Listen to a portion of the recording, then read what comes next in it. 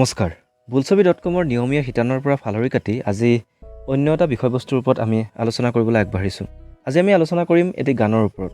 অৱশ্যে গানটো ভাৰতবৰ্ষৰ নহয়, দেশখনৰ একেবাৰে নিকটৱৰ্তী ৰাষ্ট্ৰ শ্ৰীলংকাৰ এই গানটো এতিয়া ভাৰতৰ চুকে কোণে জনপ্ৰিয় হৈ পৰিছে। অসম তথা ভাৰতবৰ্ষৰ বিভিন্ন ৰাজ্যত এই গানটোৱে খলকনি তুলিছে। গানটো হ'ল মানিকে মাগে হিথে।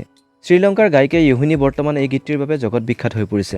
আজিৰ ভিডিঅ'টিত এই গীতটোৰ বিষয়ে অলপ আলোচনা কৰিবলৈ আগবাঢ়িছোঁ। য়োহিনীয়ে বৰ্তমান ভাৰতত পদাৰ্পণ কৰিছেহি। মানিকে মাগে হিথে গীতটো তেওঁ ইতিমধ্যে গুৰগাঁৱত পৰিৱেশন কৰিছে। অক্টোবৰৰ ৩ তাৰিখে য়োহিনীয়ে এই গানটো পৰিৱেশন কৰে হায়দৰাবাদত। ভাৰত ভ্ৰমণ কৰি ৰোমাঞ্চিত হৈ পৰা য়োহিনীয়ে তেওঁ মনৰ ভাৱ এনেদৰে প্ৰকাশ কৰিছে। এয়া মই প্ৰথমবাৰৰ বাবে ভাৰত ভ্ৰমণ কৰিছোঁ। গানটো এনেদৰে জনপ্ৰিয় হোৱাত মই উৎফুল্লিত হৈ পৰিছোঁ আৰু সকলোৰে প্ৰতিক্ৰিয়াত মই আনন্দিত হৈ পৰিছোঁ। গীতটো ইতিমধ্যে ইংৰাজী, হিন্দী আদি বিভিন্ন ভাষালৈ অনুবাদ কৰা হৈছে। গীতটিৰ অৰ্থটো য়োহিনীয়ে ভাৰতীয় তথা বিশ্বৰ শ্ৰোতাসকলক জনাইছে।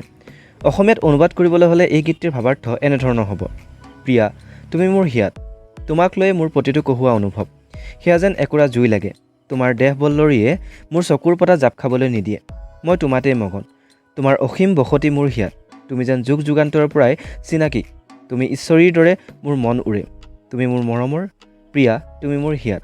ইতিমধ্যে এই গীতটো সম্পৰ্কে য়োহিনীয়েও এক সৰল ব্যাখ্যা আগবঢ়াইছে। মানিকে মানে প্ৰিয়া অৰ্থাৎ মৰমী, মাগেৰ অসমীয়া অৰ্থটো হ'ব মোৰ আৰু হিথেৰ অৰ্থ হ'ল হিয়াখন। অৰ্থাৎ গীতটোৰ শিৰোনামটি অসমীয়াত হ'ব প্ৰিয়া মোৰ হিয়াত।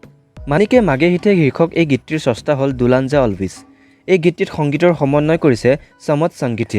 2021 চনৰ মে' মাহত য়োহিনী আৰু সাথী চানে গোৱা এই মানিকে মাগে হিথে নামৰ সিংহলী ভাষাৰ এই গীতটি 2020 চনৰ জুলাই মাহত প্ৰথমবাৰৰ বাবে মুক্তি দিয়া হৈছিল। সমত সংগীতে সংগীত পৰিচালনা কৰা সেই গীতটিত পিছে প্ৰথমে য়োহিনী জড়িত নাছিল। গায়ক সাথী চান আৰু ৰেপ সংগীত পৰিৱেশন কৰা দুলন ARXে কণ্ঠদান কৰা এই গীতটি ৰচনা কৰিছিল সাথী চানে। এই গীতটোত বৰ্ণনা কৰা হৈছিল গ্ৰামাঞ্চলত বাস কৰা এগৰাকী সুন্দৰী গাভৰু ছোৱালীৰ বিষয়ে। উইলিয়াম ৱৰ্ডছৱৰ্থে তেওঁৰ কবিতা দ্য চলিটৰী ৰিপাৰত বৰ্ণনা কৰাৰ দৰে গাঁৱত বাস কৰা ডেকাজনে সেই গাভৰুৰ প্ৰেমত আকণ্ঠ ডুব গৈ তেওঁক নাপাহৰিবলৈ গাভৰুক অনুৰোধ জনাইছে। প্ৰেমিক ডেকাৰ প্ৰেমময় সত্তাক জীপাল কৰি তুলিবলৈও ডেকাই গাভৰুক অনুৰোধ জনাইছে। এই গীতটিৰ প্ৰথম সৃষ্টি সম্পৰ্কে আলোচনা চলিছিল সংগীত আৰু সাথী চানৰ মাজত। সংগীতে প্ৰকাশ কৰা অনুসৰি সাথী চানে তেওঁৰ বাবে এটা গীত পৰিচালনা কৰিবলৈ অনুৰোধ জনায়। 5 মাহৰ পিছত সাথী চান সংগীতৰ ওচৰলৈ আকৌ আহে। পিছে ইতিমধ্যে সাথী চানৰ নিৰ্মাণ কৰা গীতটিৰ সুৰ সংগীতৰ পচন্দ নহ'ল।